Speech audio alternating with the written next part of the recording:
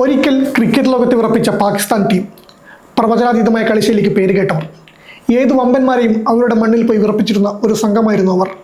എന്നാൽ ഇന്ന് T20 ലോകകപ്പിൽ സെമി കാണാതെ പുറത്തേക്ക് പോകുന്ന അവസ്ഥയിലാണ് പാകിസ്ഥാൻ.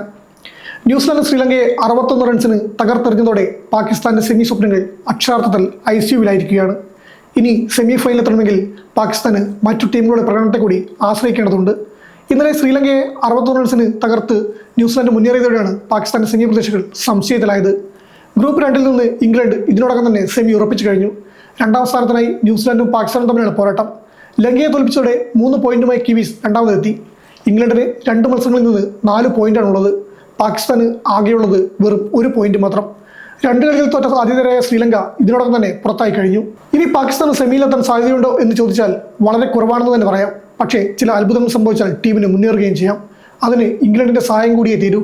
അടുത്ത മത്സരത്തിൽ ഇംഗ്ലണ്ട് ന്യൂസിലാൻഡിനെ പരാജയപ്പെടുത്തുകയും ഫെബ്രുവരി 28 നടക്കുന്ന തങ്ങളുടെ അവസാന മത്സരത്തിൽ പാകിസ്ഥാൻ ശ്രീലങ്കയെ വലിയ മാർജിനിൽ തോൽപ്പിക്കുകയും ചെയ്താൽ ഗ്രൂപ്പിലെ 2ാം സ്ഥാനക്കാരായി പാകിസ്ഥാന് ലോകകപ്പിന്റെ സെമിയിലെത്താം. അതേസമയം ന്യൂസിലാൻഡ് ഇംഗ്ലണ്ടിനെ തോൽപ്പിക്കുകയാണെങ്കിൽ പാകിസ്ഥാൻ അവസാന മത്സരത്തിൽ ജയിച്ചിട്ടും കാര്യമില്ലാതാകും. അതായത് വെറുമൊരു ജയം പാകിസ്ഥാനെ രക്ഷിക്കില്ല. ഇംഗ്ലണ്ട് ന്യൂസിലാൻഡിനെ 50 റൺസിന് തോൽപ്പിക്കുകയാണെങ്കിൽ പാകിസ്ഥാൻ ലങ്കയെ 20 റൺസിനെങ്കിലും തോൽപ്പിക്കേണ്ടി വരും. ചുരുക്കത്തിൽ സ്വന്തം പ്രകടനം മാത്രമല്ല, ഭാഗ്യവും ഇംഗ്ലണ്ടിന്റെ സഹായവും പാകിസ്ഥാന് അനിവാര്യമാണ്. ഇന്നലെ നടന്ന നിർണായക പോരാട്ടത്തിൽ ശ്രീലങ്കയെ ന്യൂസിലാൻഡ് തകർത്തെറിയുകയായിരുന്നു. ടോസ് നേടി ബോളിംഗ് തിരഞ്ഞെടുത്ത ശ്രീലങ്കയ്ക്ക് തുടക്കത്തിൽ കാര്യങ്ങൾ അനുകൂലമായിരുന്നു. ഒരു ഘട്ടത്തിൽ 86 റൺസിന് 6 വിക്കറ്റ് എന്ന നിലയിൽ പതറുകയായിരുന്നു കിവികൾ. മഹീഷ് തീഷ്ണയുടെയും ദുഷ്മന ചമീരയുടെയും ബോളിംഗിന് മുന്നിൽ കിവീസ് മുൻനിര മുട്ടുമടക്കി. എന്നാൽ അവിടെ നിന്നങ്ങോട്ടായിരുന്നു കിവീസിന്റെ വമ്പൻ തിരിച്ചുവരവ്. 7ാം വിക്കറ്റിൽ നായകൻ മിച്ചൽ സാൻഡറും കോൾ മക്കോൺചിയും ചേർന്ന് ലങ്കൻ ബൗളർമാരെ നിലംപരിച്ചാക്കി. വെറും 47 പന്തിൽ നിന്ന് ഇരുവരും ചേർന്ന് അടിച്ചെടുത്തത് 84 റൺസ്. 26 പന്തിൽ 47 റൺസ് എടുത്ത സാൻഡറും 23 പന്തിൽ 33 റൺസുമായി പുറത്താകാതെ നിന്ന മക്കോൺചിയും ചേർന്ന് കിവീസ് സ്കോർ 168 എത്തിച്ചു. അവസാന 4 ഓവറിൽ മാത്രം അവർ അടിച്ചുകൂട്ടിയത് 70 റൺസാണ്. 169 റൺസ് ലക്ഷ്യവുമായി ഇറങ്ങിയ ലങ്കയ്ക്ക് തുടക്കം തന്നെ പിഴച്ചു. ആദ്യ പന്തിൽ തന്നെ പതും നിസംഗയെ പുറത്താക്കി മാറ്റ് ഹെൻറി ഞെട്ടിച്ചു. പിന്നീട് സച്ചിൻ രവീന്ദ്രയുടെ ഊഴമായിരുന്നു. 27 റൺസ് മാത്രം വിട്ടുകൊടുത്ത് 4 വിക്കറ്റുകൾ വീഴ്ത്തിയ രവീന്ദ്ര ലങ്കൻ മധ്യനിരയുടെ നട്ടലൊടിച്ചു.